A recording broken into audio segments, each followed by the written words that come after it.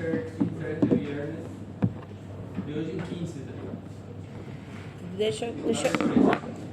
o en algún día de la semana sin ser la próxima.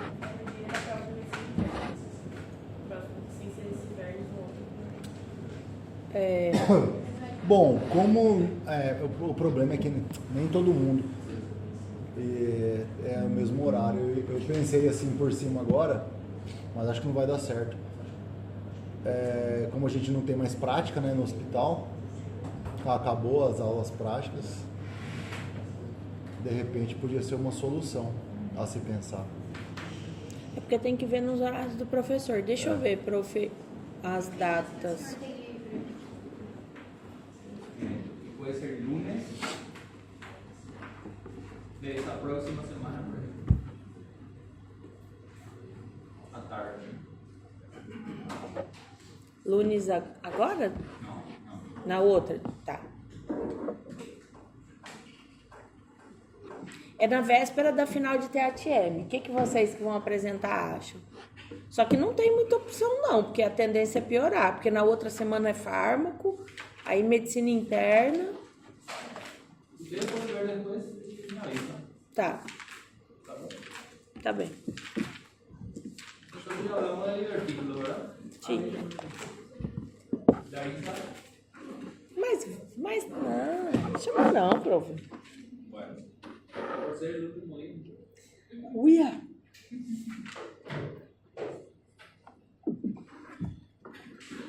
O senhor esteja com esse coração no dia da prova. Né? Não, no dia da prova não precisa estar não, é no dia de fazer ela aqui. Um coração que não esteja amargurado. El nombre ya es bastante característico, haciendo un poco una comparación con lo que habíamos hablado de acalasia, ¿verdad? Donde el problema de la acalasia era una falta de relajación del esfínter esofágico inferior, en otras palabras, una hipertonía del esfínter esofágico inferior y por tanto una dificultad al paso de los alimentos desde el esófago al estómago, generando el síndrome disfágico o síndrome esofágico, naturalmente caracterizado por disfagia, dificultad para el paso del alimento del esófago al estómago y generando esa disfagia de conducción, disfagia baja, ¿verdad? Ahora el problema está totalmente opuesto. El problema de la enfermedad del reflujo gastroesofágico es que existe un tono, ¿verdad? Un tono muy bajo del esfínter esofágico, está totalmente relajado, está incompetente, si quieren entenderlo, está prácticamente abierto. Entonces eso repercute directamente en un retorno del contenido ácido gástrico hacia el esófago. Esa es la definición de enfermedad del reflujo gastroesofágico. Esta situación de retorno del contenido gástrico al esófago resulta bastante fisiológico de manera ocasional. Cualquiera de ustedes ya habrá sentido una sensación de regurgitación, de retorno en la boca, ¿verdad? Sobre todo después de aquellos días o aquellas noches de mucho alcohol, con comida, combinado con comidas gordurosas, ¿verdad? A gente não faz isso não. Alguna sensación de regurgitación. Eso es fisiológico. El problema de la enfermedad es cuando es persistente en el tiempo, por lo menos 2 reflujos bastante marcados en una semana y que sean suficientemente importantes para generar cambios en la mucosa esofágica, histológicamente y también clínicamente significativo, que comience a generar una inflamación de la mucosa esofágica, una esofagitis, y naturalmente eso termina generando sintomatología persistente, ¿verdad? Sí, siempre tratando de colocar las enfermedades en el contexto de un diagnóstico sindromático. Creo que todos ya tienen una idea bastante interesante. En todo el semestre tratamos de colocar diagnósticos sindromáticos, ¿verdad? Y vamos a seguir así hasta el siguiente semestre. Esa es una forma muy práctica de estudiar la medicina y más todavía la cirugía. Tratar de establecer un diagnóstico más general, más amplio, antes de llegar a un diagnóstico más certero. Así lo hablamos del diagnóstico de síndrome disfágico o esofágico. La enfermedad del reflujo gastroesofágico se va a encasillar dentro de lo que es un síndrome dispéptico. Cuando hablamos de síndrome esofágico, ¿cuáles son los componentes de un síndrome esofágico? Disfagia, pérdida de peso, regurgitación de alimentos no digeridos, ¿verdad? Entre otros. Síndrome dispéptico, ¿cuáles son los componentes de un síndrome dispéptico? Plenitud postprandial, ¿qué sería eso? Es que el paciente que come un alimento en una porción teóricamente estándar, una porción habitual, siente una sensación de indigestión después de la alimentación. No puede digerir con facilidad, ¿verdad? El paciente con saciedad precoz, pequeñas porciones de alimentos ya dejan a ese paciente extremadamente satisfecho, como si fuera que comió gran cantidad. Todo esto forma parte del síndrome dispéptico, ¿verdad? Dolor o quemazón epigástrica, epigastralgia, el paciente que viene siempre con dolor en epigastrio. ¿Verdad? Y en el caso de la enfermedad del reflujo gastroesofágico, la pirosis, ¿verdad? La pirosis es cuando esa sensación de quemazón es ascendente hacia el tórax, quemazón retroexterna, ardor retroexterna, y refleja literalmente la topografía esofágica que está inflamada, la mucosa inflamada en topografía esofágica. Entonces el paciente siente como si fuera un fuego ascendente hacia el tórax. No es más que el ácido que comienza a invadir porciones del esófago, comienza a inflamar el esófago y termina generando esa manifestación, ¿verdad? Les pregunto y les recuerdo.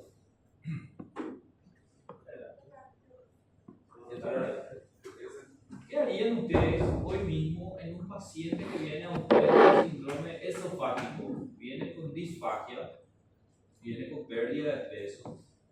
¿Qué estudio le indicarían? Obligatoriamente, además de todas las rutinas siempre, ¿verdad? Cuando el paciente tiene síndrome esofágico es mandatorio, es obligatorio hacer una endoscopia, siempre. Tenemos que descartar siempre la posibilidad de una neoplasia. Ahora, cuando el paciente tiene síndrome dispéptico, como en este ejemplo, como en estos componentes sintomáticos, la indicación es que no siempre se hace endoscopia. Aquí tenemos que tener criterios. No vamos a salir a pedir endoscopia a todos los pacientes que tienen síndrome dispéptico. ¿En qué caso entonces voy a endoscopar? Voy a solicitar endoscopia. Y ahí eso es lo que tenemos que primeramente manejar, ¿verdad? Ahora aquí, antes de hablar de los criterios, las principales enfermedades, patologías que causan síndrome dispéptico serían posibilidades etiológicas. La enfermedad del reflujo gastroesofágico está aquí. Enfermedad úlcero-péptica. Ya estudiaron úlceras con la doctora Claudia, ¿verdad? Sí. Entonces, una de las principales manifestaciones clínicas de la úlcera es el dolor en epigastrio, dispepsia, ¿verdad? Gastritis, lesiones de la mucosa gástrica, duodenitis, inflamación de la mucosa duodenal, cáncer gástrico, cáncer duodenal rarísimo, pero el cáncer gástrico sí es más común. También un candidato ahí de generar síndrome dispéptico. Enfermedades biliares que ya habíamos estudiado, dispepsia, el uso crónico de AINES, con una fisiopatología que ustedes ya conocen muy bien, relacionado al mecanismo de acción de los AINES, ¿verdad? Y finalmente, como ya les dije, está la dispepsia funcional, que no se encuentra en ninguna etiología, ninguna enfermedad, sino que es algo funcional, ocasional. Ahora, ¿en quiénes voy a endoscopar? ¿Cuáles son los pacientes que son candidatos a hacer endoscopia? Pacientes mayores de 45 años, síndrome dispéptico, tienen más de 45 años, sí o sí endoscopia. Signos de alarma. ¿Para qué? Para cáncer. ¿Cuáles serían signos de alarma para cáncer? Paciente perdió peso de manera muy marcada en corto tiempo. Signo de alarma. Paciente tiene antecedentes familiares de primer grado de cáncer gástrico. Un paciente que tiene un síndrome anémico asociado. le pido una rutina laboratorial, el paciente tiene una hemoglobina de 9, no hay un sangrado activo, evidente. Y si yo indago al paciente, dice el paciente que ocasionalmente su matriz fecal es negra, es melena, ocasionalmente. ¿Entiendes? Son indicios de que pueda haber una enfermedad neoplásica. O esa epigastralgia que el paciente está sufriendo ya es algo crónico. Ya me hace pensar clínicamente en la posibilidad de una patología neoplásica. O el paciente no tiene respuesta a un tratamiento empírico. ¿Sí? Porque aquí es importante entender cuál es el tratamiento empírico de un síndrome dispéptico. Iniciar tratamiento, iniciar inhibidor de bomba de protones. Vamos a suponer un paciente joven, 20, 25 años de edad, síndrome dispéptico, ¿le voy a hacer endoscopía o no? ¿Tiene indicación de endoscopía inicialmente? Inicio el tratamiento empírico, el tratamiento médico no funciona o los síntomas vuelven a reaparecer después del tratamiento, entonces sí está indicado hacer endoscopía. A eso se refiere esto todo. Entre aquelas principais causas de dispepsia, qual é a principal mais causadora? La enfermedad del reflujo gastroesofágico, la úlcera y la gastritis, las primeras tres que están. Y esta es la gráfica de la enfermedad del reflujo gastroesofágico, ¿verdad? Debido a un mal funcionamiento del esfínter esofágico inferior por distintas causas. Y vamos a hablar enseguida ya cuáles son los factores que favorecen la incompetencia del esfínter. Ustedes saben que el esfínter es bastante competente y queda prácticamente cerrado en el periodo interprandial. Ahora me imagino yo, nuestro esfínter está cerrado prácticamente. Si alguien viene aquí a ponerse de cabeza para abajo, no va a tener reflujo porque el esfínter es muy efectivo. Pero estos pacientes tienen un mal funcionamiento de este esfínter.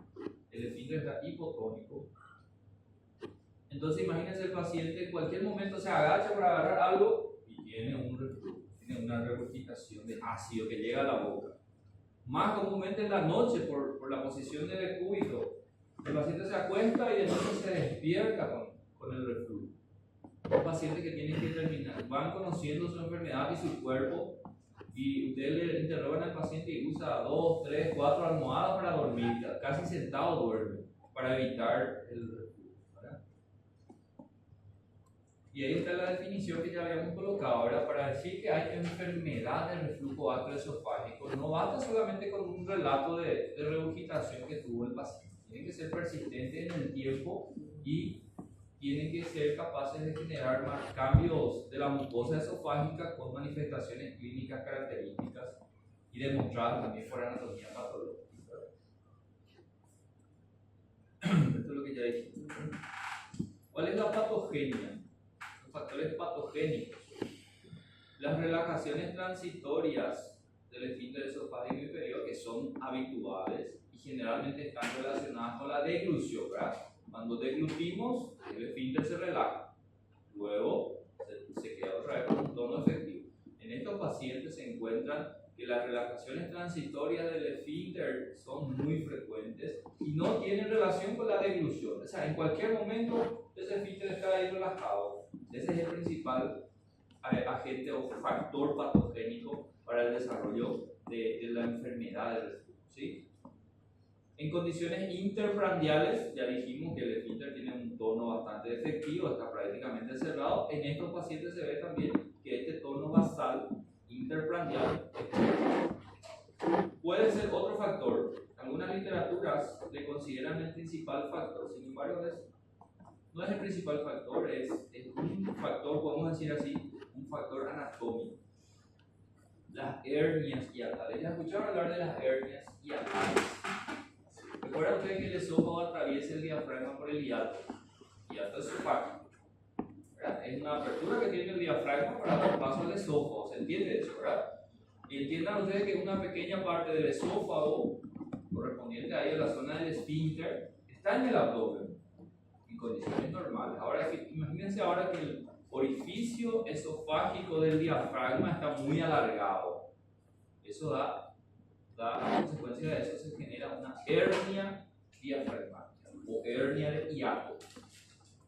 o hernia hiatal. Y como toda hernia, ¿qué va a pasar entonces con el esófago cuando el anillo, el hiato esofágico está muy alargado? El esófago va a desplazarse hacia el tórax en este caso. ¿Verdad? ¿Por qué hacia el tórax? Por la presión negativa del tórax, por el aumento de la presión intraabdominal, y eso da origen a la hernia hiatal. Existen tres tipos, tres variedades de hernia hiatal. Anoten un poco ahí, por favor, y en la literatura ustedes van a complementar ahí la hernia hiatal. Tipo 1. La tipo 1 es la más frecuente de todas. Se conoce también como hernia hiatal por deslizamiento. Algo muy sencillo. Imagínense que alguien agarra el esófago y estira hacia arriba. ¿Qué va a pasar con el esfínter esofágico? Cambia su posición habitual. Se vuelve intratorácica. ¿Se entiende eso? Entonces eso altera totalmente la coordinación motora del esfínter. Hernia hiatal tipo 1 por deslizamiento. Y la hernia hiatal tipo 2, conocida también como paraesofágica. Hernia hiatal tipo 2, paraesofágica. En este caso, también ocurre en todas las variedades de hernia hiatal. El problema está en el aumento del diámetro del anillo hiatal del esófago, ¿verdad? En el diafragma. En el tipo 2, también conocida como paraesofágica, el esfínter conserva su posición habitual. Lo que ocurre es que el fundus gástrico, que está ahí paralelo al esófago, es el que termina siendo desplazado hacia el tórax. El tipo 2 por eso no es un factor tan íntimamente asociado a la enfermedad del reflujo. ¿Por qué? Porque el esfínter esofágico permanece en su posición habitual, no cambia de lugar, no se altera tanto las presiones en la tipo 2. Y la tipo 3 es una combinación de ambas. Sería la forma de máxima expresión de una hernia hiatal. Es mixta. En ese caso, existen los dos mecanismos. Ahora se desplaza el esfínter y el fundus gástrico termina también entrando hacia el tórax y también está íntimamente asociada a la enfermedad del reflujo. Tipo 1, más frecuente, y tipo 3. Tipo 2 no tiene tanta asociación con la enfermedad del reflujo. Vuelvo a repetir, porque no se altera la posición topográfica del esfínter, y si no se altera su posición, no se altera tanto su función. ¿Se entiende? Perdón, cualquier factor que aumente la presión intraabdominal favorece el reflujo. Embarazo, muy común en la embarazada, más episodios de reflujo. Pacientes deportistas que realizan muchos tipos abdominales, agachamiento, ejercicios abdominales que aumentan la presión abdominal. Tanto es así que vamos a ver al final de la clase medidas generales, orientaciones que tenemos que dar a los pacientes que tienen enfermedad de reflujo, evitar ese tipo de actividades que aumentan mucho la presión intraabdominal. Constipación también. ¿Puede hacer actividad física? Sí, puede hacerlo. Tiene que evitar agachamiento, tiene que evitar abdominales. Clásicamente vemos ahí cualquier reel, algún físico-culturista que quiere romper su récord. No sé si la vieron alguna vez, alzando lo máximo posible de peso, de repente tiene... ¿Por qué? Porque la presión intraabdominal ahí en ese momento aumenta de manera excesiva. Y por otro lado también, como factor patogénico se sabe que naturalmente el esófago tiene ciertos mecanismos de protección contra el reflujo, pero son mecanismos muy rudimentarios, poco efectivos. Uno de ellos es la propia gravedad. La posición del esófago longitudinal impide de cierta manera el reflujo, ¿verdad? Pero eso no es un mecanismo muy efectivo de defensa. La producción de saliva, la deglución de la saliva, también termina de alguna manera clareando ese ácido que va subiendo al esófago, va limpiando de alguna manera, muy rudimentaria. Aquí vemos algunos factores que favorecen la disminución del tono. Vuelvo a repetir, la disminución del tono del esfínter es el principal factor patogénico, y estos son algunos factores que favorecen la disminución del tono. Por ejemplo, lesión quirúrgica del esfínter esofágico inferior. ¿Recuerdan ustedes la cirugía de Heller? ¿Qué consiste? Cortar el esfínter. Entonces, una complicación muy común de la cirugía de Heller, ¿cuál es? Generar reflujo. Por eso que teníamos que confeccionar aquella válvula antirreflujo. Pacientes con esofagitis, con tabaquismo, el tabaquismo altera totalmente también la coordinación motora del esófago. Uso de medicamentos que relajan la musculatura lisa, pacientes que usan, por ejemplo, para el tratamiento de la hipertensión arterial, usan los bloqueadores de calcio. ¿Okay? O un paciente que tiene problemas esfinterianos, una fisura anal, ¿verdad? Una hipertonía del esfínter anal, terminan usando medicaciones que relajan la musculatura lisa, eso favorece también la disminución del dolor. Factores que aumentan la presión, ya dijimos, ¿verdad? Gestación, ascitis, obesidad, constipación, déficit del vaciamiento gástrico. Y ahí entramos en el cuadro clínico.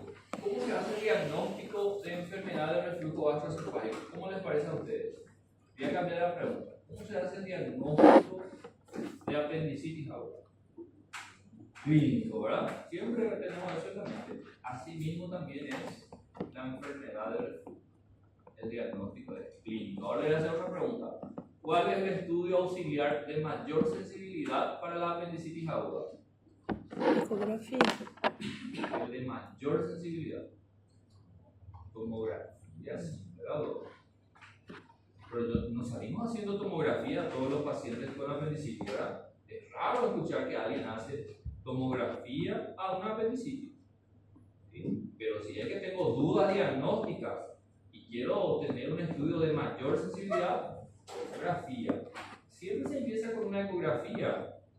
La ecografía es más bien para descartar causas anexiales, para ver si hay o no hay líquido, pero si quiero ver el apéndice mismo con mucha sensibilidad, tomografía. Así mismo hacemos aquí en la enfermedad de reflujo gastroesofágico. El diagnóstico es clínico, cuando los casos son típicos. ¿Qué significa casos típicos? Que el paciente tenga estos síntomas que son considerados muy característicos, son típicos: pirosis y regurgitación. ¿Sí? Entonces, si el paciente tiene síntomas atípicos, síntomas que no son estos, ¿qué estudio lo voy a hacer? Tomografía no sirve. Esa es solamente una comparación más de la logaritmo que les estaba diciendo. Bueno, vai ser a endoscopia. ¿Cuál sería? A ver, Julián, quiero saber el diagnóstico imagenológico, vamos a colocar así, o mejor dicho, estudio auxiliar, gold estándar para la enfermedad del reflujo. En la clase pasada dijimos que para los trastornos motores, ¿cuál es el gold estándar? Manometría, porque motores tengo que tener un estudio que estudie las presiones de esa motilidad. Ahora el problema es reflujo ácido por arriba. ¿Qué estudio sería entonces el gold estándar? Tengo que estudiar el pH del esófago. Entonces, pH-metría. pH-metría 24 horas. Pero no voy a salir haciendo pH-metría a todos los pacientes. Si el caso es típico, ya está el diagnóstico, voy a hacer tratamiento. La pH-metría es el de mayor sensibilidad, es considerado el gold estándar, pero tiene indicaciones que vamos a aprender hoy. ¿Entienden cómo vamos colocando aquí el diagnóstico clínico en los casos típicos? Paciente se va a usted y dice: doctor, yo no tengo un dolor aquí ascendente en el tórax. Ese dolor aparece en el alimento. El paciente se fue a comer ahí una picaña bien pasada, con gordurita. Cada vez que come, después de 30 a 60 minutos, siente aquel dolor intenso, ascendente del tórax. Al acostarse el paciente, generalmente al acostarse, vuelve a la boca esa sensación desagradable de un ácido en la boca.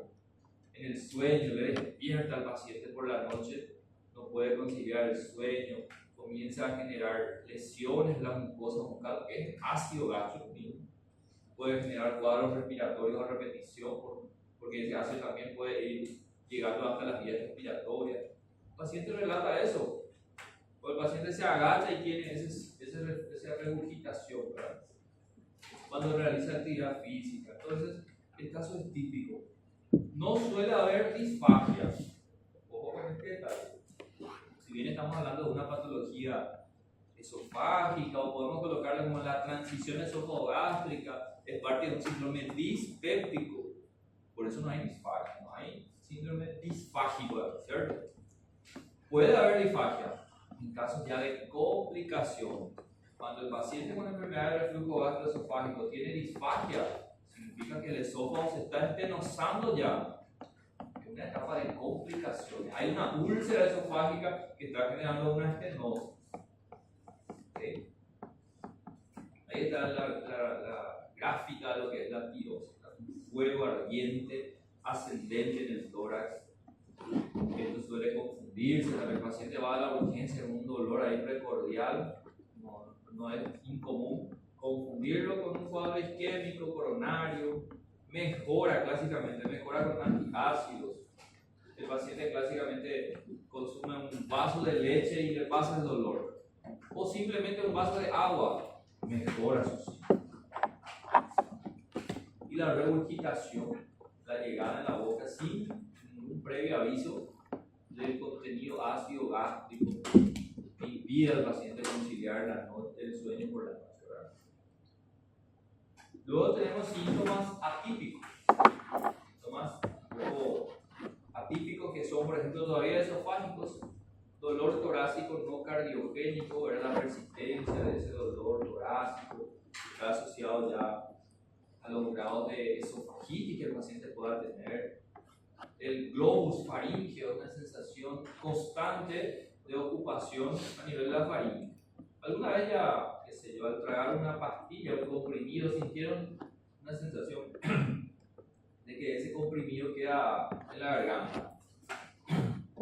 Ese es un globus faríngeo. Ahora, este paciente tiene todo tipo de eso, porque el reflujo llega hasta las zonas altas del esófago, hasta la faringe, y genera esa sensación continua de ocupación faríngea. Síntomas pulmonares, tos crónica, hemófilis, broncoespasmo, neumonitis. A veces el cuadro clínico en el examen o el paciente mismo empieza relatando un cuadro a repetición de pulmonar a repetición. Síntomas otorrinolaringológicos. Es paciente que no sale del odontólogo por sensibilidad dental excesiva, laringitis crónica, sinusitis crónica, hipersensibilidad dental, aftas, gingivitis, todo esto por la progresión alta del reflujo, ¿verdad? Esto es importante también aclarar, tiene importancia en relación al diagnóstico después. Ya dijimos también que el principal método auxiliar es la pH-metría de 24 horas, un estudio que es capaz de detectar el reflujo ácido. Guárdense ese concepto. Sin embargo, aproximadamente 10% de los reflujos son alcalinos. ¿De dónde viene ese reflujo alcalino? La mezcla del ácido biliar con el jugo pancreático genera un jugo alcalino. Y eso puede llegar hasta el esófago. ¿Sí? El reflujo bilio-pancreático, la mezcla de bilis con jugo pancreático se genera un líquido alcalino. Eso puede llegar hasta el esófago, también puede causar esofagitis. ¿Qué significa eso? Que la pH-metría no puede detectar reflujo alcalino. Una pH-metría normal tampoco descarta totalmente la posibilidad de reflujo. O sea, no puede detectar reflujo alcalino. Para ese efecto existe otro método diagnóstico para detectar los reflujos no ácidos, que se llama impedanciometría. Clásica pregunta de examen. Impedanciometría. Son estudios funcionales que ya vamos a ver. Então, nós acaba sendo meio inútil a pH-metria, porque se for ácido, a pessoa vai ter essa sensação de que vai ser necessário. Tiene indicaciones. Vamos a ver ahí ya en el logaritmo seguido. Factores de riesgo. Obesidad. Uno de los principales factores de riesgo, sobre todo en los países desarrollados como Estados Unidos, con alto índice de obesidad, es el desarrollo del reflujo gastroesofágico. Por esa razón que el adenocarcinoma esofágico está en aumento. Esa es una relación muy conocida. Obesidad genera enfermedad del reflujo gastroesofágico. Enfermedad del reflujo gastroesofágico genera distintos grados de esofagitis inicialmente. Esofagitis que tiene varios grados, que vamos a aprender hoy. La esofagitis va a generar metaplasia. La metaplasia evoluciona a displasia y finalmente la displasia de bajo y de alto grado evoluciona al adenocarcinoma. El estilo de alimentación también, el tabaquismo, la presencia de una hernia hiatal, el estrés, la gastroparesia. Interesante este dato.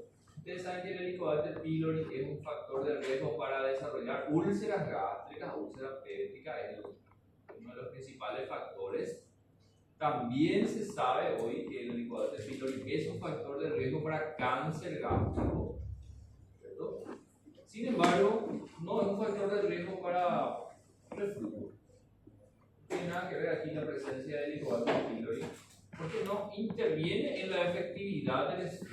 Al contrario, imagínense lo que voy a decir. El Helicobacter pylori se considera como un protector, porque ¿qué es lo que hace el Helicobacter pylori con el ácido gástrico? Tiene ureasa, ¿verdad? ¿Y la ureasa qué hace? Alcaliniza el ácido. En otras palabras, un paciente que es portador de Helicobacter pylori, si medimos el pH gástrico de ese paciente, su pH gástrico es más alcalino. Entonces, de cierta manera, la condición de portador de Helicobacter pylori protege contra la agresividad que tiene el ácido al esófago.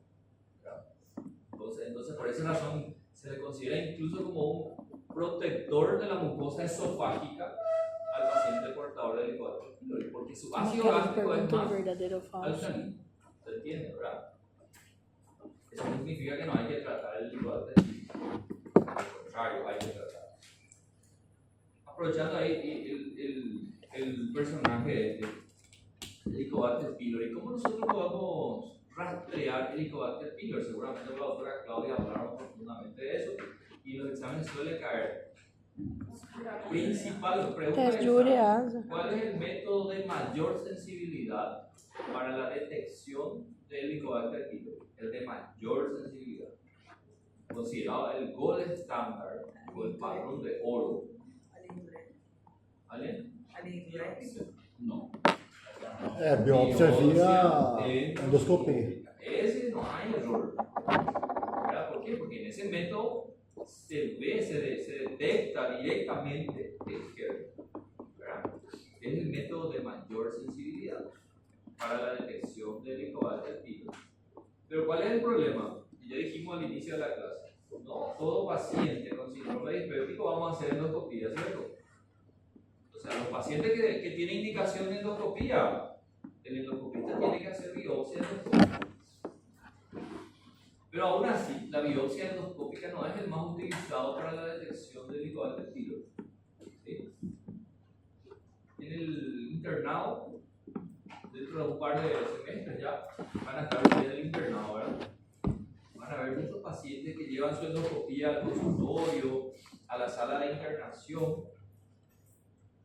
Dentro de la misma endoscopía hay otra alternativa para rastrear el Helicobacter pylori. ¿Cuál sería eso? Sin ser biopsia.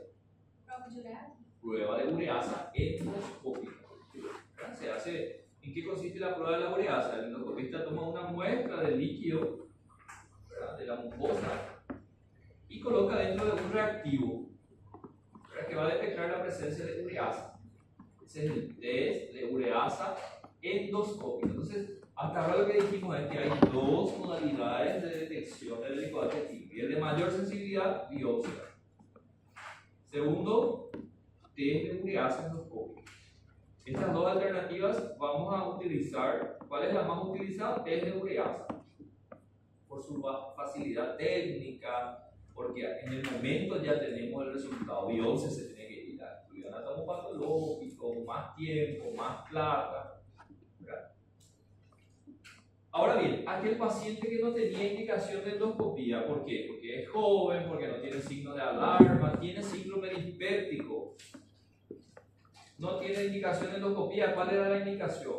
Iniciar tratamiento, el PIB. pero yo necesito igual rastrear el licuado del pílori. Entonces la siguiente pregunta que les hago, métodos no endoscópicos para rastrear el licuado del pílori. Ahí lo que dijo hace otro compañero. Test de ureasa expiratorio, test de aliento. Es parecido a una espirometría, a un bafómetro, ¿se entiende?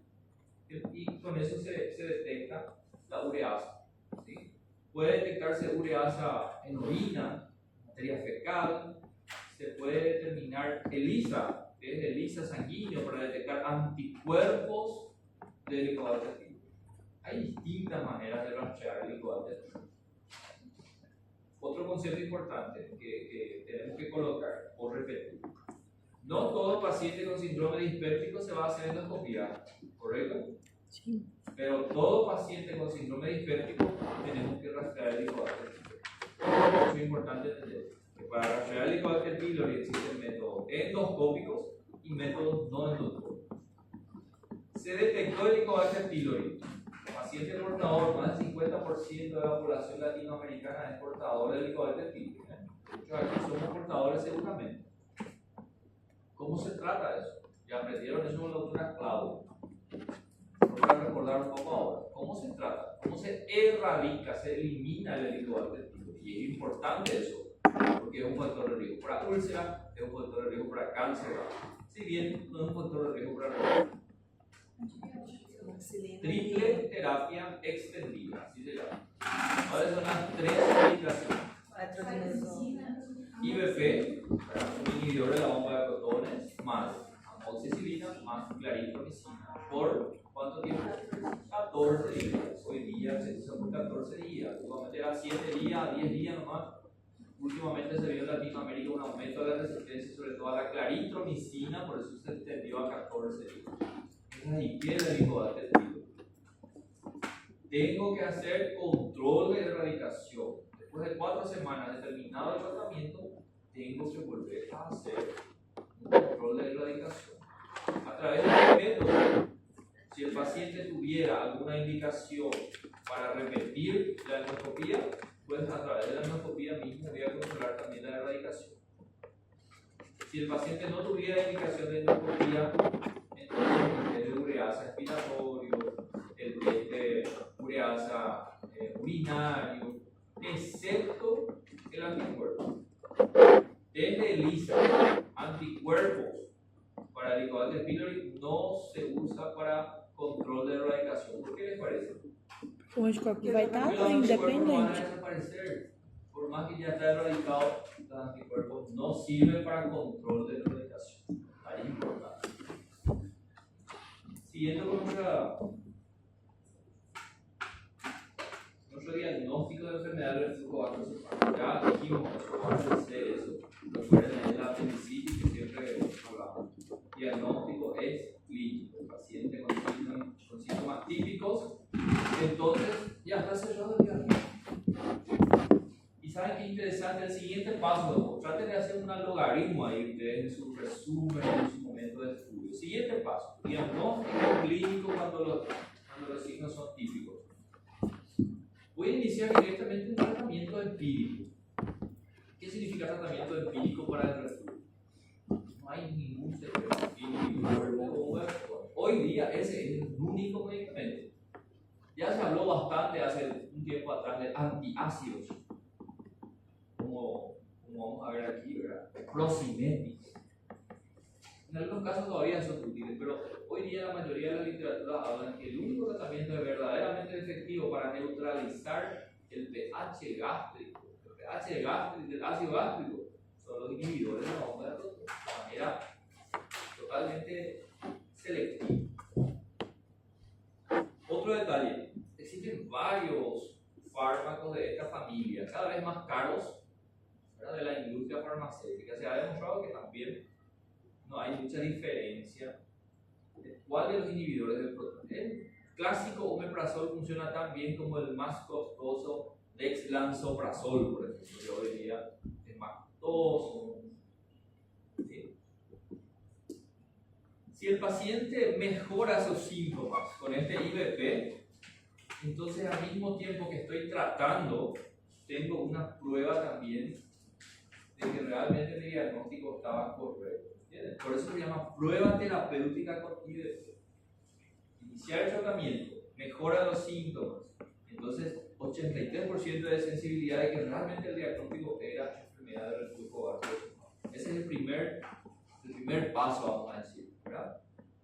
Prueba terapéutica de supresión ácida. Esto se hace, voy a repetir todo lo que te dijimos aquí, en los pacientes que tienen síntomas típicos. Prueba terapéutica es el mejor, el método barato, fácil de hacer, al mismo tiempo que estoy tratando, estoy confirmando también mi diagnóstico. IBP, dosis habitual, ojo con estos detalles. La dosis habitual del omeprazol, ¿cuál es? 1 por día, 1 cada 24 horas. Lo más importante es que sea consumido en ayunas, 30 a 60 minutos antes de cualquier reflexión, para que pueda actuar. ¿Sí? Ventajas de este método empírico, de este método terapéutico, para poder lograr el diagnóstico, es que es de bajo costo, no requiere internación, es un régimen ambulatorial, no hay complicaciones. Hay una cuestión muy controversial, anoten un poco ustedes y hagan una investigación. De un paciente ya viene al consultorio y me dice, doctor, ¿es cierto que el omeprazol, si se usa mucho, puede causar cáncer gástrico? Guárdense, anoten un poco de esa investigación ustedes. No sé si hablaron con la doctora Claudia de cáncer gástrico, ¿verdad? Sí. Seguramente recuerdan que, si yo le pregunto ahora, ¿cuál es la principal alteración precursora del cáncer de esófago? Esófago de Barrett. Y la principal alteración histológica para el cáncer gástrico es la gastritis crónica atrófica. Gastritis crónica atrófica. ¿Por qué se produce gastritis crónica atrófica? Por una acloridria. ¿Y qué hace el IBP? Genera acloridria. Entonces no encuentran ustedes una relación ahí. ¿Será que el uso crónico de omeprazol no pudiera desencadenar a largo plazo cáncer gástrico? Porque genera acloridria y la acloridria es la que termina desarrollando la gastritis crónica atrófica. Sin embargo, ¿qué dice la industria farmacéutica? Que no se ha demostrado todavía ninguna relación en la acloridria que genera el omeprazol con la acloridria que generan otros factores para el cáncer gástrico, ¿verdad? Por lo menos todavía hasta ahora no existe o no hay evidencia de eso, ¿verdad? Entonces, por eso que el tratamiento actual de la enfermedad del reflujo gastroesofágico típica es IBP a dosis habituales por 4 a 8 semanas. ¿Sí? Mas aí não resolve o problema, né? Depois de um tempo, se, por exemplo, o problema está no esfíncter. Depois de um tempo, o paciente vai voltar a ter refluxo. Lo que pasa es que el tratamiento con los IBP ya neutraliza totalmente el pH gástrico porque justamente actúa a nivel de la bomba de protón. Un tratamiento definitivo para neutralizar el pH gástrico cuando funciona. El problema es que hay pacientes que no responden bien al tratamiento con omeprazol o no se adhieren al tratamiento con omeprazol. No cumplió bien su tratamiento. Pero sí se considera el tratamiento con inhibidor de bomba de protón es un tratamiento definitivo. No van, a menos que el paciente tenga un factor anatómico que predispone al reflujo. Por ejemplo, esa hernia hiatal. Paciente con hernia hiatal tiene un factor anatómico, no es un factor simplemente funcional. Entonces ese paciente sí o sí tiene que ir a cirugía cuando existe un factor anatómico. ¿Cuáles son las desventajas de este método? No todos los pacientes con reflujo patológico presentan síntomas típicos. Esto solamente cuando los síntomas son típicos. Algunos tienen riesgo importante de cáncer, como ya dijimos, ¿verdad? Si el paciente tiene mayor de 45 años, factores de alarma, antecedentes familiares de cáncer, entonces tiene que ir a endoscopia. ¿Alguien puede leer rapidito este caso, así para ir asociando un poco con las preguntas relacionadas a lo que dijimos aquí? Brasileño, portugués, bien alto. Então, hoje eu tô morrendo. Homem de 35 anos vem à consulta por pirose e regurgitação com frequência. Síntomas típicos, porque hay pirosis, hay regurgitación y dice que es con frecuencia, no fue un episodio aislado. Nega tabagismo ou emagrecimento. Niega tabaquismo y emagrecimiento, ¿a qué se refiere? Si el paciente tiene una pérdida de peso marcada, es un signo de alarma. O diferencial de El câncer. Né? tabaquismo, principal factor de riesgo para cáncer de esófago, también estómago. ¿Cuál es la conducta entonces? Primero le pregunto, ¿cuál es el diagnóstico de este paciente? Enfermedad de reflujo gastroesofágico. ¿Y qué hacemos en relación a la conducta? Iniciar con un ¿Le omeprazol. hacemos endoscopía? Não, ¿Tiene indicación de endoscopía? não. Tratamiento empírico directamente, ¿verdad? É a da terceira. Letra C. Siguiente paso del logaritmo. Endoscopía. ¿Hacer o no endoscopía? ¿Cuándo hacer endoscopía? Volvemos a la primera etapa de la clase hoy, ¿verdad? Si el paciente tiene más de 45 signos de alarma, tengo que hacer endoscopía en el paciente con signos de dispéptico, ¿verdad? ¿Para qué me sirve la endoscopía? Principalmente para descartar neoplasia, una lesión neoplásica. Pero no solo eso, para ver también si la mucosa esofágica tiene ya alguna complicación o alguna alteración, como ser esofagitis. La endoscopía me va a decir el grado de esofagitis, si hay estenosis, si hay esófago de Barrett y si hay neoplasia. La H. pylori sería en el caso del estómago. En relación al esófago, sería estas lesiones. Cuando hay signos de alarma, como ya dijimos, ahí está la indicación básicamente. O los síntomas son refractarios al tratamiento, no está funcionando el tratamiento empírico. O como dijimos al inicio, una historia ya muy prolongada de pirosis. Hacer endoscopía. Solo que la endoscopía no es buena para, o sea, no tiene la propiedad para medir el pH. Por eso que no es el buen estándar para el reflujo. A veces durante la endoscopía no se ve el reflujo. ¿Bien? Entonces es un estudio para estudiar la mucosa. Permite descartar complicaciones de la mucosa. Y en la endoscopía nosotros vamos a valorar la mucosa esofágica, el grado de esofagitis, y vamos a tener la oportunidad de aprender esta clasificación muy popular de la esofagitis, muy preguntada en los exámenes. La clasificación de Savary-Miller. Son 5 grados de Savary-Miller. ¿Sabe lo que es erosión? ¿Alguien me puede decir la diferencia entre erosión y ulceración? Erosão é só a primeira. Erosión es una lesión limitada a la mucosa solamente. Y ulceración es más profunda, puede abarcar toda la pared.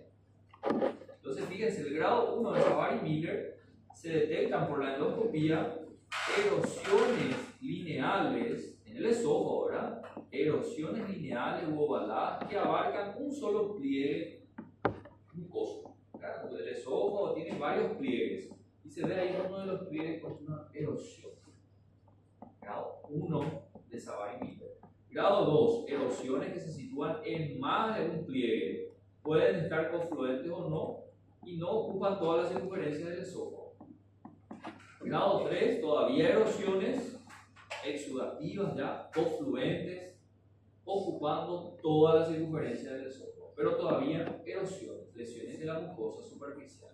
Porque el grado 4, conocida también como etapa de complicaciones, ya es una úlcera esofágica, más profunda, más allá de la mucosa, con exudado, con erosiones circundantes, o ya hay una estenosis péptica del esófago. Y el grado 5 de Savary-Miller es la descripción clásica del esófago de Barrett.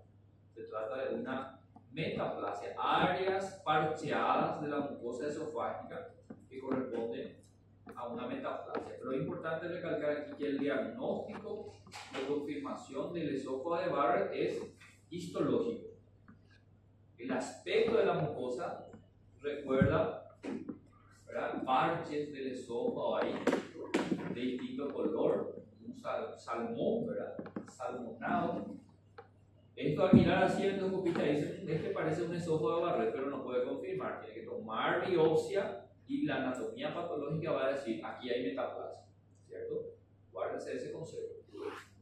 Hay que entender que el ácido gástrico En el estómago no tiene ningún problema porque el estómago tiene factores protectores, como el moco protector, la importante actividad motora del estómago, depura rápidamente ahí el contenido alimentario. La rica vascularización del estómago son factores que protegen al estómago contra el ácido. El esófago no tiene factores protectores. Su epitelio es plano, ¿verdad? No tiene una capa protectora, no tiene una actividad contráctil tan importante como el estómago. Entonces el esófago no está preparado para estar en contacto con el ácido. Por esa razón que se generan esofagitis, complicaciones de la mucosa, finalmente esófago de Barrett y el siguiente paso, displasia y estrés adenocarcinoma. Entonces, esto tienen que saber, ¿eh? No hay de otra. Clasificación de Savary y Miller. A algunos autores les gusta más la clasificación de los ángeles, para el mismo efecto, para valorar la mucosa esofágica a través de la endoscopía. Clasificación de los ángeles. Últimamente se prefiere esta, ¿eh? Pero estudien los dos por las dudas, ¿verdad? ¿Por qué son favoritos? ¿Eh? ¿Por qué son favoritos? La verdad, a mí me gusta más la de los ángeles. Es más sencilla, se trata más bien de la medida de las erupciones, ¿verdad? Grado A de los ángeles, una o más erupciones de hasta 5 milímetros. Grado B de los ángeles, una o más erupciones mayores de 5 milímetros. Basta um estudo para isso, o outro tem que fazer nota de classificação, tem que ter, não basta a endoscopia, né? Tem que fazer a prova de biópsia também. Né? No, para hacer la Savary Miller es a través de la endoscopía misma. Isso vai dar para você. La clasificación sí, pero para confirmar el estómago de Barrett necesita, ¿verdad?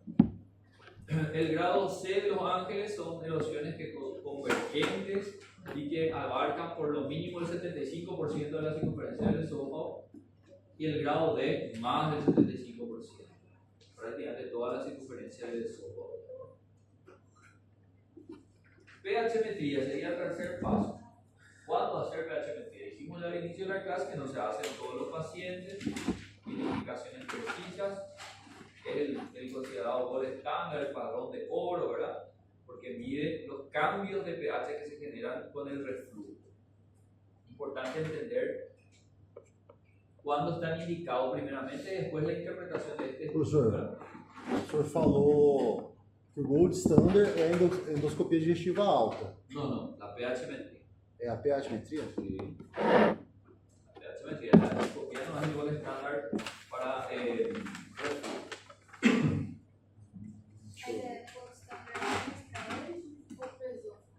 No, apenas para enfermedad del reflujo gastroesofágico, no para todo el esófago. Para trastornos motores, manometría. É verdade, eu coloquei aqui isso mesmo, posição da pH-metria. Na verdade, eu já falo que é gold standard para outra patologia. Así es. Entonces, ¿cuándo está indicado? Síntomas típicos, analicen conmigo. Síntomas típicos de reflujo que son refractarios al tratamiento. ¿Qué le hacemos a ese paciente? Vamos a hacer así. Nada. Síntomas típicos, ¿qué hacemos? IBP. Tratamiento IBP. empírico. Ajá. Bueno. Refractario al tratamiento, ¿qué hacemos? Endoscopia. Endoscopía. Cuya endoscopía, la endoscopía de ese paciente vio normal o dudosa. No pH-metría. definió otra vez. Entonces no hay de otra. pH-metría, ¿entiendes? El mismo algoritmo que fuimos haciendo acá. Síntomas típicos. Paciente recibió tratamiento empírico. El tratamiento empírico no funcionó. Le hicimos endoscopía. La endoscopía fue dudosa. Entonces, en todos los casos de síntomas atípicos, pH-metría, no hay mucho que decir, ¿verdad? Voy a operar al paciente. Al final de la clase vamos a hablar de indicaciones de cirugía. Yo digo, bueno, este paciente tiene indicación de cirugía. Todo paciente que va a entrar a quirófano por reflujo tiene que tener pH-metría. Es una cuestión incluso legal. Imagínense conmigo. Voy a hacer una cirugía compleja, muy funcional. Tengo que tener un documento legal que me avale que el paciente tiene reflujo. No puedo decir, voy a operar a este paciente mediante diagnóstico clínico. Cuando voy a decidir operar, tengo que tener pH-metría, ¿sí? Esa es otra indicación. contexto de una reevaluación de pacientes que han sido sometidos ya a cirugía y nuevamente tienen síntomas después de la cirugía, pH metría. Esas son las indicaciones.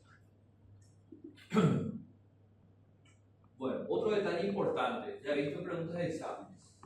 Antes de hacer pH-metría, necesito de una manometría. Aunque la manometría no tiene nada que ver con el reflujo gastroesofágico, necesito, ¿por qué razón? Porque el sensor de la pH-metría se tiene que colocar a 5 centímetros del esfínter esofágico inferior. Y la manometría es la única que me puede decir Onde está o exactamente esfíncter? dónde colocar el sensor de pH. Entonces, para ese fin. ¿Sí? Ahora, la interpretación es lo que quiero que entiendan conmigo, ¿verdad? El sensor va a estar colocado a 5 centímetros del esfínter, ¿cierto? Cada vez que el ácido gástrico llegue a ese sensor, el sensor va a detectar cambio de pH. ¿Y qué va a pasar con el pH de ese sensor? Va a bajar, ¿verdad? Va a detectar reflujo ácido, va a bajar, el pH va a bajar a menos de 4.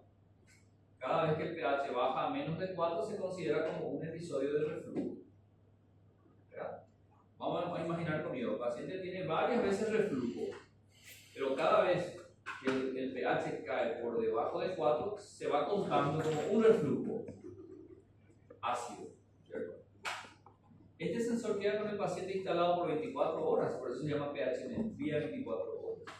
Donde el paciente va a tener ese sensor durante todo el día, durante su alimentación, durante su sueño, y al final se tiene que interpretar cuántas veces o en qué porcentaje de esas 24 horas el paciente presentó un reflujo ácido.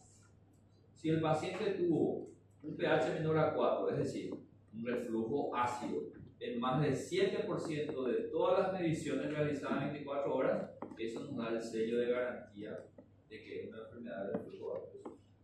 ¿Se entendió? El paciente pudo haber tenido 100 veces reflujo, pero de esas 100 veces, por lo menos 7% tuvieron que ser menos de 4. ¿Sí? Para decir que hay enfermedad. ¿Sí?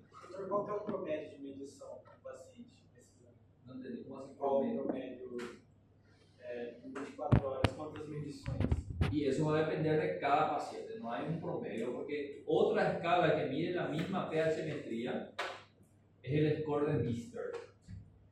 No hace falta que ustedes se estresen tanto con esto, quiero que entiendan el concepto.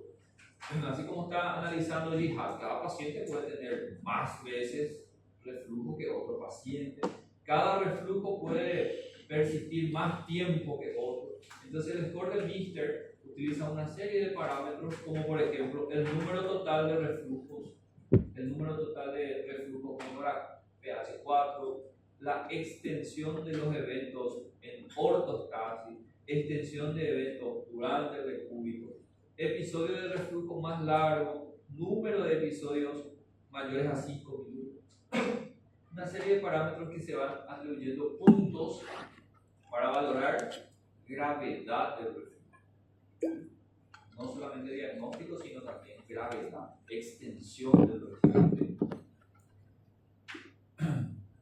Esofomanometría, ¿se hace o no se hace? Ya dijimos que sí. Antes de hacer la pH-metría para localizar el sensor, para localizar el esfínter esofágico inferior, también de paso para descartar una patología motora asociada. Esofagografía varitada, ¿sirve o no sirve? Uno de los principales estudios para la acalasia, por ejemplo, ¿recuerdan? Aquí tampoco tiene mucha utilidad. No tiene la potencialidad de determinar que hay reflujo, que el contraste varietado subió otra vez de esófago. No tiene esa utilidad, su utilidad no es tan importante para eso. Baja sensibilidad para el reflujo. Y ahí está el estudio que habíamos hablado antes, impedancio pH-metría. La asociación de la pH-metría con la impedanciometría, que es para la detección de reflujos no ácidos, reflujos alcalinos. Doutor, isso aí é só por conta da escala do pH? Por la escala de pH. Essa é a quarta opção, né? Esto sería destinado exclusivamente para los reflujos no ácidos. pH-metría normal, pero el paciente tiene evidencia de enfermedad de reflujo, estoy pensando en reflujo no ácido. Entonces tengo que hacer impedanciometría. ¿Alguien quiere analizar el caso? Vai. Para ler, Tá em português, Caputinho. paciente masculino, 57 anos de idade, apresenta queixa de queimação retroesternal, referindo por vezes regurgitação. ¿Tiene síntomas típicos o no? Sim. Virose e regurgitação. Com a suspeita de doença do refluxo gastroesofágico. O exame considerado padrão ouro para a confirmação do diagnóstico é Ahí le pregunto, ¿tiene indicación para endoscopía este paciente? Ele tem mais de 45 anos, né? Más, 45 años tiene indicación para endoscopía. Pero aquí la pregunta del caso es, aquí no es si el paciente tiene o no tiene indicación de endoscopía. padrão ouro. Tampoco pregunta cuál es el siguiente estudio que realizaría. La pregunta es muy específica. ¿Cuál es el estudio de mayor sensibilidad para detectar reflujo? Ele 3 de 24 horas. Ojo con eso, ¿no? Otro. Caroline. Para ler de novo, Qual das seguintes abordagens é a mais apropriada para uma mulher de 35 anos com um MC de 30 quilos que refere sensação de queimação retroesternal?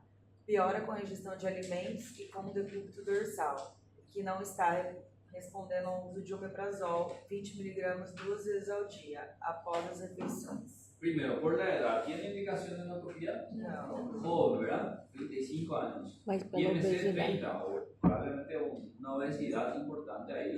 Como factor de riesgo del reflujo, perfecto. El caso es bastante rico. Quemazón retroesternal, que es la pirosis, y empeora con la ingesta, con el decúbito. Y dice, no está respondiendo a la terapia con omeprazol. Paciente con síntomas típicos. ¿Tiene indicación de endoscopía? No. Se empezó tratamiento empírico. No está respondiendo. ¿Qué hacemos? Lo primero que tenemos que analizar es, ¿está adherida al tratamiento o el tratamiento está correcto? ¿Cuál era el tratamiento empírico que dijimos? IVP a dosis habitual. Y lo más importante del IVP, ¿qué es? Que consuma en ayuno. ¿Y cómo ella está tomando su omeprazol? 2 Depois de veces comer. al día después de la alimentación. Entonces, ¿qué hacemos con esta paciente? ¿Hacemos endoscopía o orientar a tomar omeprazol 30 minutos antes? Só que o omeprazol de 20 Está con el miligramas, examinador, ¿verdad? Hã? Esta fue una pegadilla muy... ¿Qué dijiste? não, o omeprazol de 20 miligramas, ele pode ser tomado depois de comer. Normalmente é até 10, até tipo 2 de 5 miligramas você toma em jejum, né? Bom, isso aí é porque eu não lembro do Saul comentar, mas eu, assim, de ouvir falar, indicação, assim, normalmente passam, em jejum você tomar o de 5 miligramas ou até 2 de 5 miligramas, que são 10 miligramas, e esses omeprazol de 20, tem até de 40, não tem? Omeprazol de 5 y de 10 no existe. Não De existe? 20 40. existe, de 30 o de 10 existe, de 40 también. Não tem de Pero 5? 5, de 10. Probablemente es otro fármaco que está confundiendo más. Y tiene que ser en ayuno. Sempre em ajuda? Hoy día, los que están saliendo nuevos, por ejemplo el dexlansoprazol, son teóricamente fármacos que se pueden consumir en cualquier momento del día, no necesariamente en ayuno. Esa sería una ventaja de las nuevas generaciones de los omeprazol. Ah, é verdade, eu viajei mesmo. É 20 miligramas. Pero tiene que ser en ayuno. A menos que sea, como les digo, el dexlansoprazol, el esomeprazol también tengo entendido que se puede consumir incluso con los alimentos. Tratamiento, vamos al tratamiento. Para el tratamiento quiero que estudien así. Existen 3 pilares. 3 pilares. Como la calacia, ¿verdad? Primer pilar, cambio del estilo de vida. O si quieren llamarlo medidas higiénico-dietéticas. ¿Qué le voy a recomendar al paciente? ¿Cómo va a ser su estilo de vida? También conocido como medidas antirreflujo. cabecera elevada, por lo menos 15 centímetros, usar una almohada, dos almohadas, evitar, ¿verdad? Utilizando un poco la propiedad de la gravedad para evitar el reflujo. Otro detalle que podemos agregar ahí en esa cabecera elevada, decúbito lateral izquierdo, ¿verdad? Por la anatomía del fondo gástrico, eso favorece la depuración gástrica y evita el reflujo. Ustedes mismos van a darse cuenta cuando están un poco indispuestos. Decúbito izquierdo, la gusta acostarse. Ahora cambia de decúbito, parece que da aquel cómodo, ¿verdad? Ven aqui. Moderar la ingesta de alimentos que favorecen el reflujo. Hay alimentos puntuales que empeoran el reflujo. Gorduras, cítricos, café, bebidas alcohólicas, bebidas gasificadas, chocolate. El paciente que tiene enfermedad de reflujo tiene que cambiar su estilo de alimentación. Fraccionar la dieta.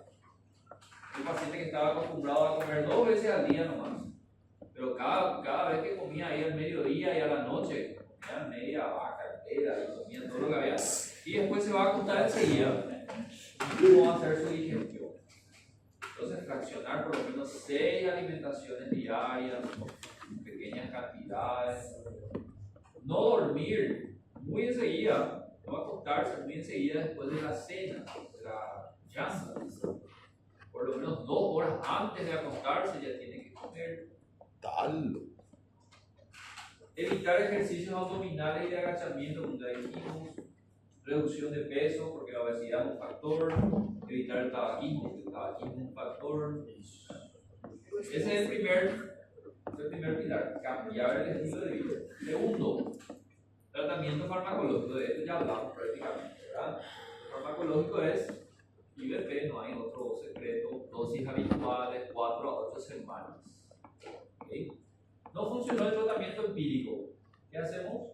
Endoscopía, ¿verdad? Refractario al tratamiento médico, endoscopía. Vamos a suponer que la endoscopía encontró algún grado de esofagitis. ¿Qué puedo hacer con ese paciente? Volver a iniciar el tratamiento con dosis doblada. Eso sería lo nuevo para agregar. Y luego repetir la endoscopía al finalizar el tratamiento por más 8 a 12 semanas, ¿verdad? Vamos a decir así, un segundo ciclo de IVP con dosis doble. Antiguamente, como les decía, se utilizaba bastante las famosas drogas antiácidas, ¿verdad? También los procinéticos. Hoy día prácticamente esto ya está siendo abandonado por la mayoría de las literaturas, ya no recomiendan su uso.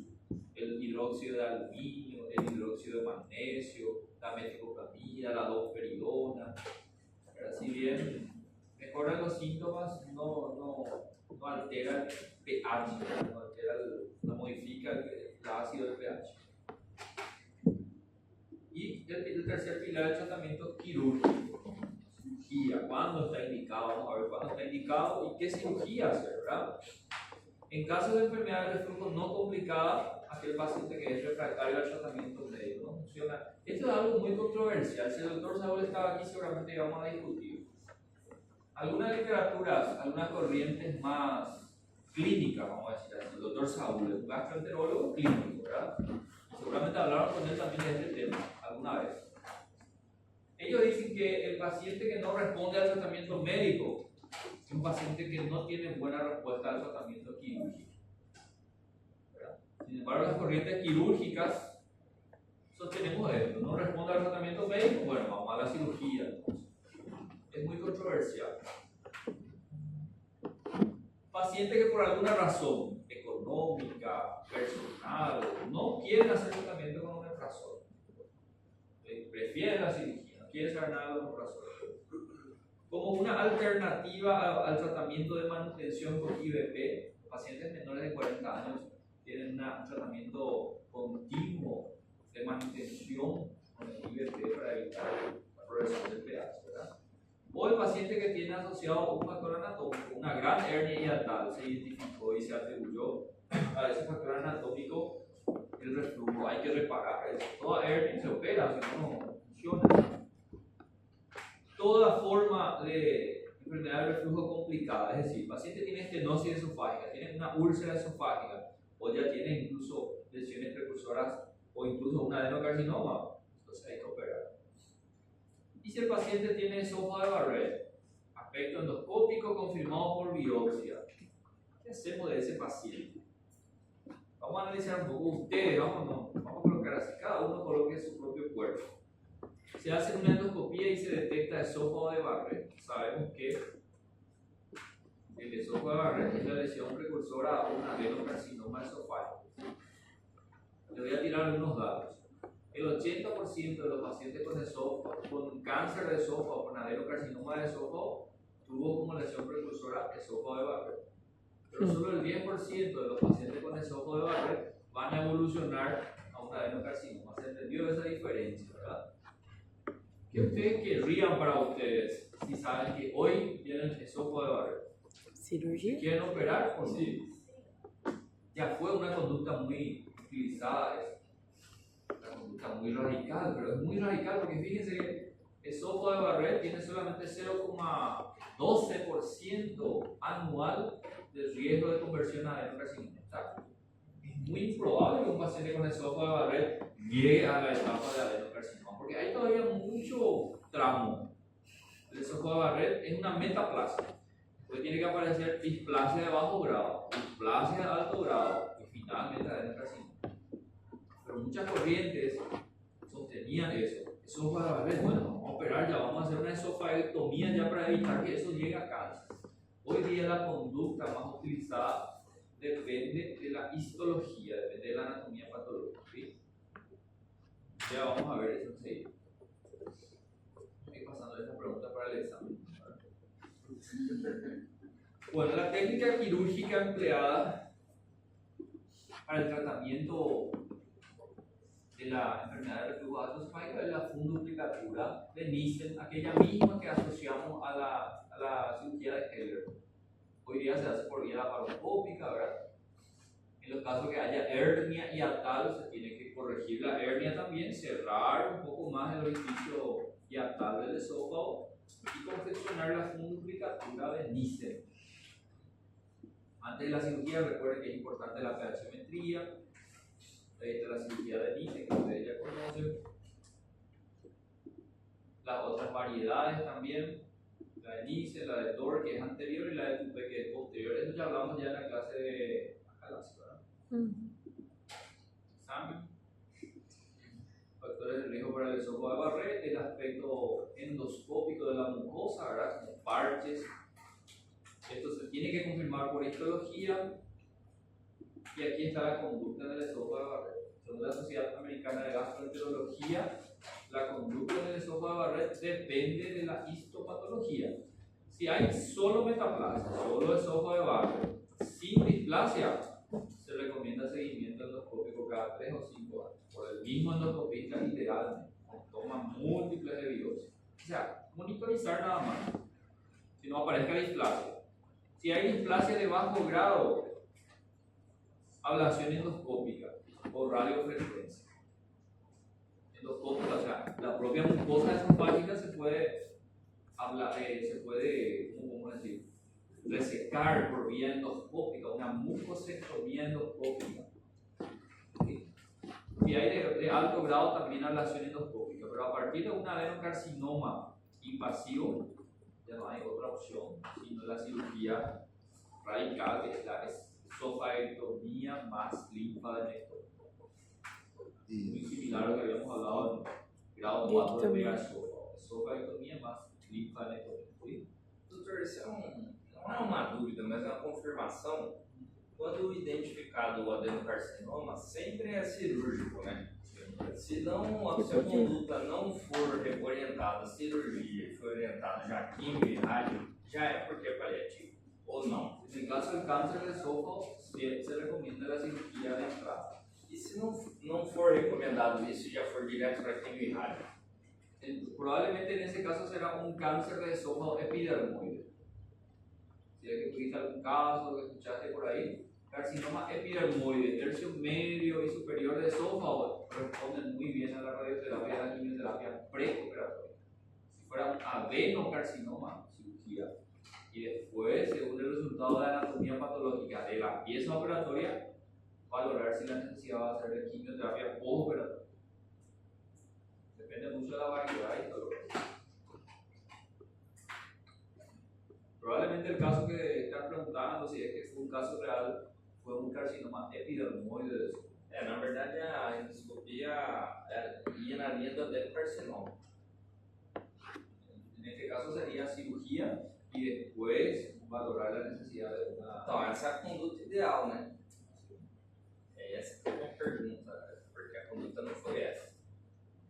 A doutora Cláudia falou que sempre era paliativo. Y probablemente fue paliativo ya seguramente. Cuando es un caso ya sin posibilidad quirúrgica, la quimioterapia y la radioterapia son algunas modalidades paliativas. Professor, Sí. mas num caso como esse, se tem o câncer, para que colocar, se já não tem como fazer uma ressecção cirúrgica, para que colocar o paciente em toda a situação, em tudo aquilo que acontece com ele, quando ele precisa fazer tanto a químio quanto rádio, se não vai ter o que fazer, se não tem uma solução. Sim. Porque mejora su calidad de vida, mejora su tiempo de sobrevida también. ¿Entendés? Mas no custo-benefício isso vale tanto a pena porque tem todos os outros, não sintomas, todas as outras... Los efectos adversos.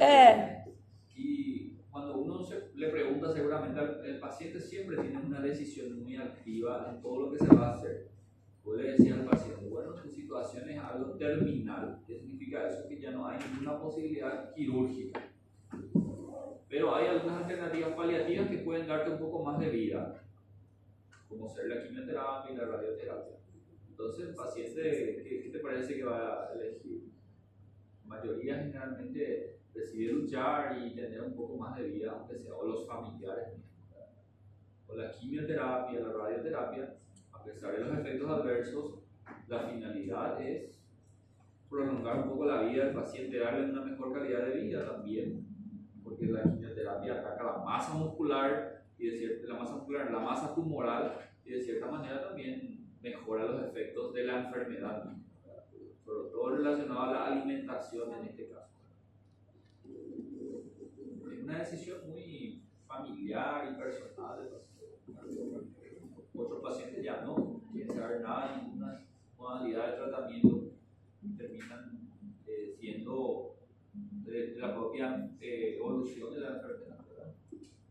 Una pregunta para el examen. Y bueno, chicos, por hoy es todo entonces. Nos vemos el día de la presentación para lo que van a presentar, ¿verdad? Y lo que no, nos vemos en el examen. Facilita.